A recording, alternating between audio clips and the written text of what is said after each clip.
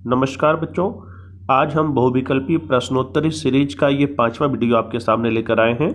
यह सामाजिक विज्ञान के सिविक्स पोर्शन का दूसरा चैप्टर है संघवाद, जिसे हम फेडरलिज्म के नाम से जानते हैं। आइए हम प्रश्न देखते हैं। पहला प्रश्न है, ऐसी शासन व्यवस्था जिसमें शक्तियों का बंटवारा केंद्र सरकार और विभिन्न संवैधानिक इकाइयों के मध्य होता है, यह व्यवस्था क्या कहा जाता है? ऑप्शन है समाजवाद, संघवाद, एकात्मवाद और राजतंत्र। तो हम देखते हैं, इस व्यवस्था को संघवाद कहते हैं। दूसरा प्रश्न देखें, निम्नलिखित में से कौन सी संघवाद की विशेषता नहीं है?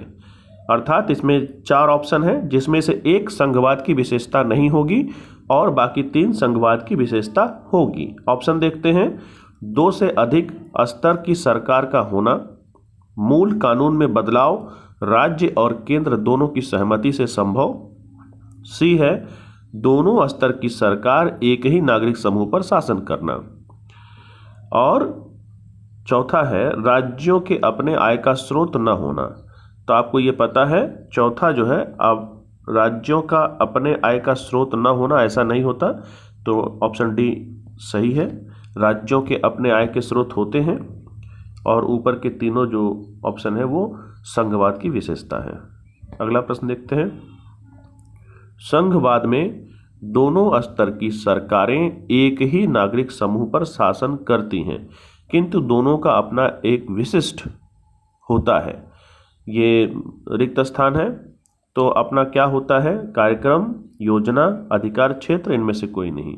आप जानते हैं, दोनों का अपना एक विशिष्ट अधिकार क्षेत्र होता है।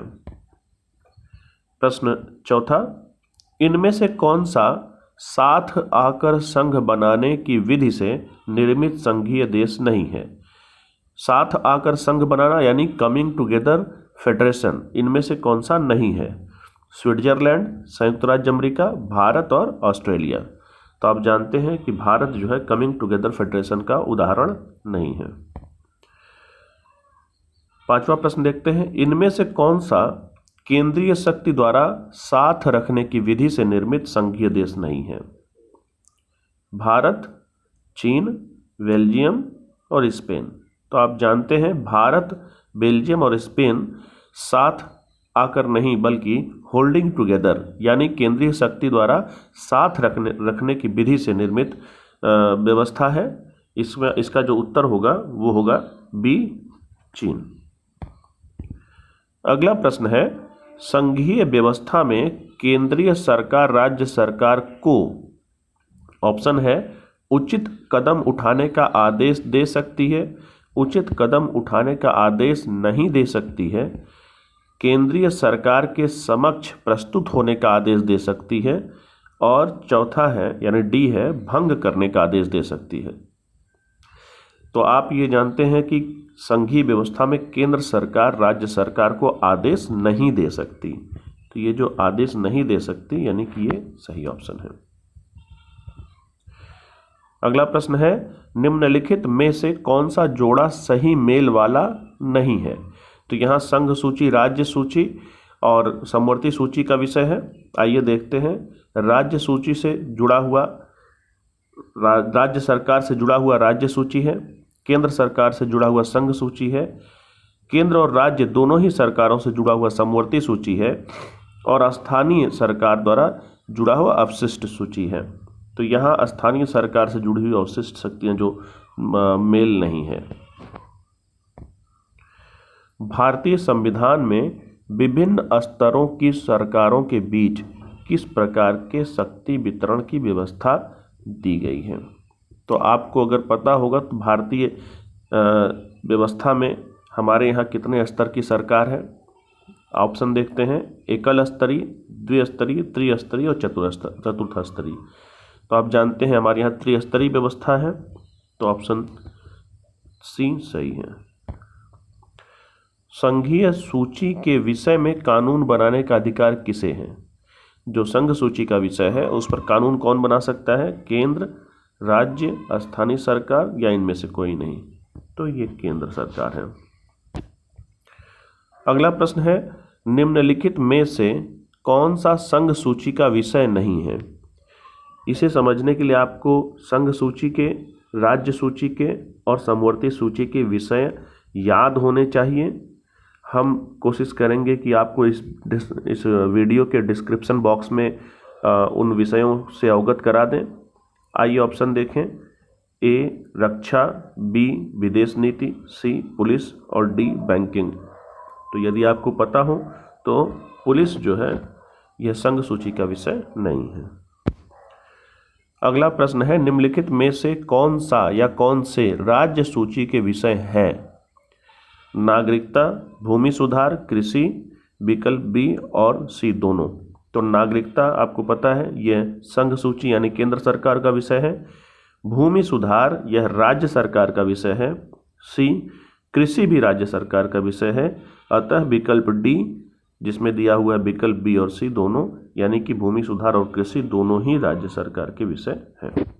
ये D option is right option.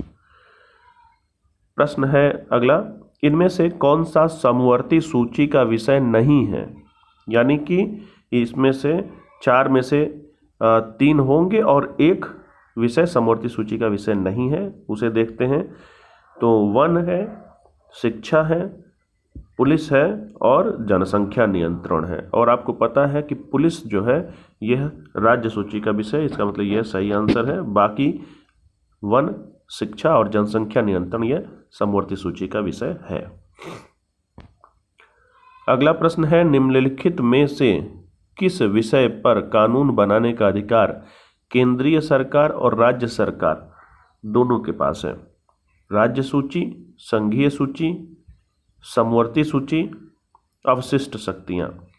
तो आपको पता है कि समवर्ती सूची पर केंद्र और राज्य दोनों ही सरकारें कानून बना सकती हैं और दोनों में मतभेद होने पर केंद्र सरकार का कानून माना जाता है। तो यहाँ इसका सही आंसर है समवर्ती सूची। अगला प्रश्न है कि भारत में स्थानीय सरकार यानी तीसरे स्तर की सरकार के गठन हेतु किस वर्ष संविधान संशोधन किया गया? यह याद रखने वाली बात है। यह है 1990, 91, 1989, 1992 यानी 1992 इज द राइट आंसर। अगला प्रश्न है, गांव के स्तर पर मौजूद स्थानीय शासन व्यवस्था को किस नाम से जानते हैं? तो ऑप्शन है स्थानीय राज, जातीय सरकार, पंचायती राज, प्रधानतंत्र। तो आप जानते हैं गांव में जो मौजूद व्यवस्था है स्थानीय शासन की, उसे हम पंचायती राज के नाम से जानते हैं। सी इज द राइट आंसर।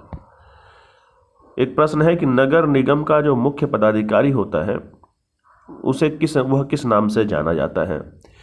इस प्रश्न को आप अपने बुक में खोजिए उसका आंसर, और इस प्रश्न का उत्तर आप कमेंट बॉक्स में लिखकर दे सकते हैं। बच्चों, आप इन वीडियो सीरीज को लगातार देखते रहें। एक बार नहीं याद होता है तो उसे बार बार देखें, जिससे आपके दिमाग में इन प्रश्नों के उत्तर बस जाएं। ये बहुत ही इम्पोर्टेंट प्रश्न है और यह आपको आगामी परीक्षा में बहुत लाभ पहुंचाएंगे। वीडियो को पूरा देखने के लिए धन्यवाद। अपने दोस्तों के साथ इसे शेयर करें, सब्सक्राइब करें और लाइक करें। Thank you.